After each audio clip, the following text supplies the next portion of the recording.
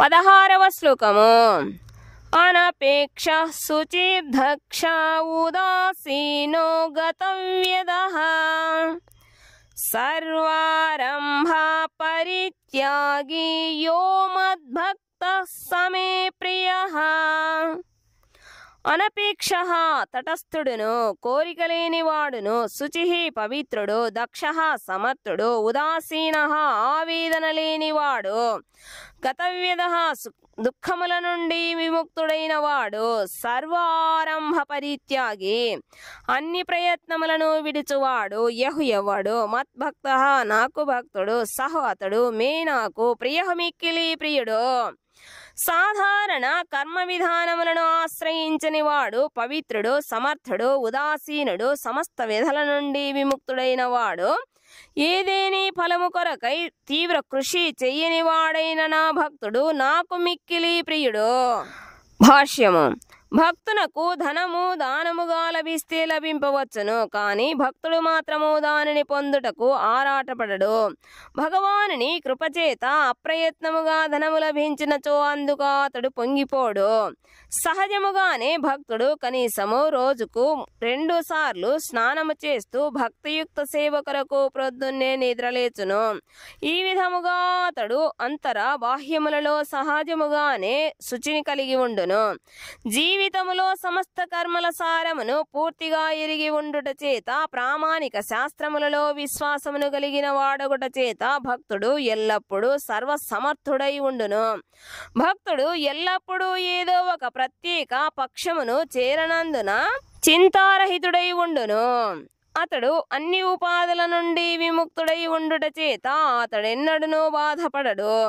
అతడు తన దేహము ఒక ఉపాధి అని ఎరుగుట చేత దేహబాధలు కలిగినను అతడు వాటికి అతీతుడై ఉండును. అదే విధముగా భక్తి యోగ నియమములకు విరుద్ధమైన దేని కొరకు అతడు ప్రయత్నించడు. ఉదాహరణకు ఒక పెద్ద భవంతి నిర్మాణమును చేపట్టినచో దానికి శక్తి సామర్థ్యములు ఎంతో అవసరమగును. అట్టి కార్యక్రమములు తమ భక్తిని పెంపొందించుకొనుటకు లాభకరములు కానిచో భక్తుడు అట్టి కార్యములను అంగీకరింపడు. కానీ భగవంతుని కొరకు మందిరమును నిర్మించుటకు అతడు సిద్ధపడును. దాని కొరకు అతడు అన్ని రకములైన ఇబ్బందులను సహించును. అంతేకాని తన బంధువుల కొరకు భవనమును నిర్మించుటకు యత్నింపడు. 17వ శ్లోకము. యో నా హృష్యతి నా ద్వేష్టి నా శోచతి నా కాంక్షతి శుభా పరిత్యాగి భక్తిమాన్ యః సమే ప్రియః. ఎవడు నా హృష్యతి సంతోషించడో, నా ద్వేష్టి ద్వేషించడో, నా శోచతి శోకించడో, నా కాంక్షతి కోరుకొనడో, శుభాశుభ పరిత్యాగి శుభమును అశుభమును విడిచినవాడు, భక్తిమాన్ భక్తి గలవాడు, ఎవడో సహువాడు మే నాకు ప్రియమైన వాడు. సంతోషమును గాని దుఃఖమును గాని తెలియనివాడు, శోకించుటను గాని వాంఛించుటను గాని ఎరుగనివాడు, శుభాశుభములు రెండింటినీ విడిచిపెట్టిన వాడును అయిన భక్తుడు నాకు మిక్కిలి ప్రియుడు. భాష్యము. భౌతిక లాభ నష్టములు సంభవించినప్పుడు శుద్ధ భక్తుడు హర్షమును గాని శోకమును గాని పొందడు. పుత్రుని గాని శిష్యుని గాని పొందవలననే ఆరాటమును కలిగి ఉండడు. అట్లే వారిని పొందనందుకు అతడు కలతకు గురికాడు. తనకు మిక్కిలి ప్రియమైన దానిని కోల్పోయినప్పుడు అతడు శోకింపడు. అట్లే తాను కోరినది లభించనప్పుడు అతడు కలత చెందడు. అట్టి భక్తుడు సర్వ శుభములను అశుభములను మరియు పాపకార్యములను ఎదుర్కొనినను అతడు వాటన్నింటికి అతీతుడై ఉండును. దేవాది దేవుని ప్రీతి కొరకై అతడు అన్ని రకముల కష్టములను ఎదుర్కొనెను. అతని భక్తియుక్త సేవా నిర్వహణకు ఏది ఆటంకము కాలేదు. అట్టి భక్తుడు శ్రీకృష్ణునకు మిక్కిలి ప్రియుడగును. 18-19వ శ్లోకములు. సమః శత్రౌ చ మిత్రే చ తథా మానాపమానయోః శీతోష్ణ సుఖ దుఃఖేషు సమః సద్వివర్జితః తుల్య నిందాస్తుతిర్మౌని సంతుష్టో ఏన కేనచిత్ అనికేతః స్థిరమతిర్భక్తిమాన్ మే ప్రియో నరః. సమబుద్ధి కలవాడు శత్రువుల పట్ల మిత్రుని పట్ల చ కూడా తదా అట్లే మానాపమానయో గౌరవము అవమానములలోను శీత చలిలోను ఉష్ణ వేడిలోను సుఖదుఖములలోను సమబుద్ధి గలవాడు సద్గ వివర్జిత సమస్త సాంగత్యము నుండి విముక్తుడు. తుల్య సమానముగా నిందాస్తుతి నింద మరియు స్తుతులను మౌనము కలవాడు. సంతుష్ట సంతృప్తి చెందినవాడు. ఏనకేనచిత్ దేని చేతనైనను. అనికేత నివాసము లేనివాడు. స్థిరమతి స్థిరమైన బుద్ధి కలవాడు. భక్తిమాన్ భక్తిలో నెలకొనినట్టివాడు. మే నాకు ప్రియమైనట్టి నరుడు. శత్రుమిత్రుల పట్ల సమభావము కలిగిన వాడు. మానవమానములలో శీతోష్ణములలో సుఖదుఖములలో నిందాస్తుతులలో సమబుద్ధి గలవాడు. చెడు సాంగత్యము నుండి సదా విడువడి ఉండువాడు. ఎల్లప్పుడూ మౌనము వహించువాడు. దేని చేతనైనను సంతుష్టి చెందువాడు. నివాసమేదైనను లెక్క చేయనివాడు. జ్ఞానములో స్థితుడైన వాడు. నా భక్తియుక్త సేవలో నెలకొనినట్టివాడు అయిన మానవుడు నాకు మిక్కిలి ప్రియుడు. భాష్యము. భక్తుడు ఎల్లప్పుడూ చెడు సాంగత్యముకు దూరముగా ఉండును. కొన్నిసార్లు ప్రశంసించబడును, మరొకప్పుడు నిందించబడును. ఇది మానవ సమాజ స్వభావము.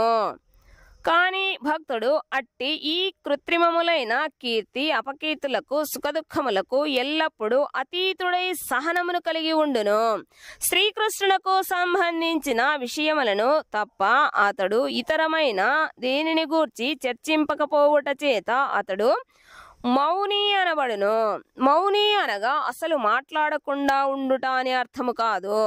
అసంబద్ధములైన విషయములను చర్చించకూడదని అర్థము. వాస్తవమునకు ప్రతి ఒక్కరూ అవసరములైన విషయములనే చర్చించవలెను. దేవాది దేవునికి సంబంధించిన చర్చయే భక్తునికి ముఖ్యము. అతడు అన్ని వేళల్లో ఆనందముగా ఉండును. కొన్నిసార్లు భుజించుటకు రుచిగల పదార్థములను పొందినను, మరికొన్నిసార్లు పొందకపోయినను అతడు ఎల్లప్పుడూ సంతృప్తుడై ఉండును. అతడు వసతి సౌకర్యము ఎట్టిదైనను లెక్క చెయ్యడు.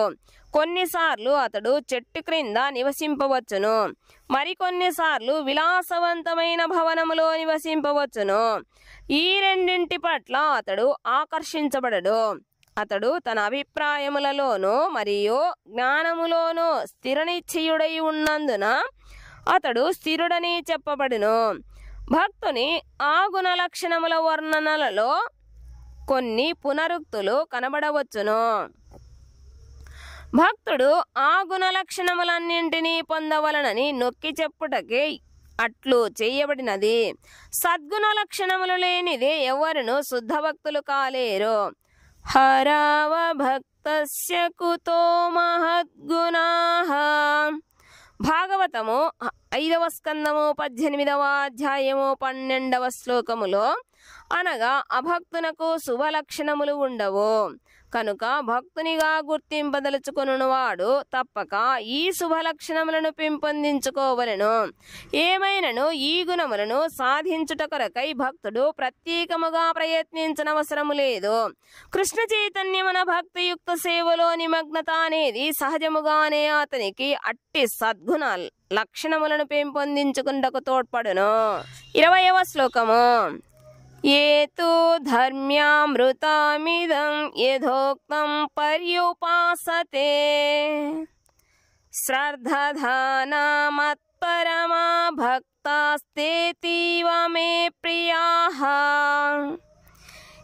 ఎవరైతే తూ కాని ధర్మమనే అమృతమును ఇదం ఈ యథా ఉక్తం చెప్పబడినట్లు పర్యుపాసతే పూర్తిగా నెలకొందురు. శ్రద్ధదానాః శ్రద్ధతో, మత్పరమాః దేవాదిదేవుడనైన నన్నే సర్వస్వముగా భావించి, భక్తాః భక్తులు, తే వారు అతీవ మిక్కిలి మే నాకు ప్రియాః ప్రియులు. నన్నే పరమగమ్యముగా చేసుకొని అమృతపదమైన ఈ భక్తియుక్త సేవా మార్గమును అనుసరిస్తూ శ్రద్ధతో దీనిలో సంపూర్ణముగా నియుక్తులైన వారు నాకు మిక్కిలి ప్రియులు. భాష్యము. ఈ అధ్యాయపు 2వ శ్లోకము మయ్యావేశ్య మనో ఏ మాం, నాపై మనస్సును లగ్నము చేసి నుండి చివరి ఈ శ్లోకమైన ఏతు ధర్మ్యామృతమిదం, ఈ నిత్య సేవా ధర్మము వరకు శ్రీకృష్ణ భగవానుడు తనను చేరుకొనుటకు గల దివ్య సేవా విధానములను వివరించెను. ఈ భక్తియుక్త సేవా కార్యములు శ్రీకృష్ణునకు మిక్కిలి ప్రియమైనవి. వానిలో నెలకొనిన వారిని అతడు ప్రేమతో అనుగ్రహించును. నిరాకార బ్రహ్మోపాసన మార్గములో నెలకొనిన వాడు శ్రేష్ఠుడా, లేక దేవాదిదేవుని ప్రత్యక్ష సేవలో నెలకొనిన వాడు శ్రేష్ఠుడా అని అర్జునుడు ప్రశ్నించెను. దేవాదిదేవుని భక్తియుక్త సేవలో నెలకొని ఉండుటయే ఆధ్యాత్మిక అనుభూతి పద్ధతులలో అత్యంత శ్రేష్టమనుటలో ఎట్టి సందేహము లేదని స్పష్టముగా శ్రీకృష్ణ భగవానుడు సమాధానము తెలిపెను. మరోలా చెప్పవలెననిన మానవుడు సత్సాంగత్యములో శుద్ధమైన ప్రేమయుక్త సేవలో ఆసక్తిని పెంపొందించు కొనిన పిమ్మట ప్రామాణికుడైన ఆధ్యాత్మికాచార్యుని అంగీకరించి అతని నుండి శ్రవణ కీర్తనలను చేయుటను ఆరంభించి శ్రద్ధ, ఆసక్తి, భక్తిభావములతో భక్తియుక్త సేవకు సంబంధించిన నియమ నిబంధనలను పాటిస్తూ శ్రీకృష్ణ భగవానుని దివ్య సేవలో నెలకొనునని ఈ అధ్యాయములో నిర్ణయించబడినది. కనుక ఆత్మానుభూతికి శ్రీకృష్ణ భగవానుని పొందుటకు భక్తియుక్త సేవయే పరమోత్తమ మార్గమనుటలో ఎట్టి సందేహము లేదు. ఈ అధ్యాయములో తెలుపబడినట్లు పరతత్వపు నిరాకారతత్వ భావన అనేది మానవుడు ఆధ్యాత్మికానుభూతి కొరకు ఆశ్రయించుటకు మాత్రమే ఉచితమైనది. అనగా శుద్ధ భక్తులతో సాంగత్యమును పొందుటకు అవకాశమును లభించనంత వరకే నిరాకార తత్వభావన లాభకరముగా ఉండును. పరతత్వపు నిరాకార భావనలో మానవుడు ఆత్మానాత్మ విచక్షణ కొరకు నిష్కామముగా కర్మ చేస్తూ ధ్యానిస్తూ జ్ఞాన సముపార్జన చెయ్యును. శుద్ధ భక్తుని సాంగత్యమును పొందనంత వరకే మానవునికి అది అవసరము. కానీ అదృష్టవశాత్తు ఎవరైనను కృష్ణ చైతన్యములో భక్తియుక్త సేవలో ప్రత్యక్షముగా నెలకొనవలనను కోరికను వృద్ధి చేసుకొనినచో ఆత్మానుభూతి మార్గములో క్రమముగా ఒక మెట్టు నుండి మరొక మెట్టుకు పురోగమించనవసరము ఉండదు. భగవద్గీతలోని ఈ నడుమగల 6 అధ్యాయములలో వర్ణించబడినట్టి భక్తియుక్త సేవ మిక్కిలి అనుకూలమైనది. భగవంతుని కృపచే సర్వము అప్రయత్నముగానే నిర్వహించబడును. కనుక అట్టి భక్తియుక్త సేవలో నెలకొనిన వాడు దేహ పోషణల కొరకై చింతించనవసరము లేదు.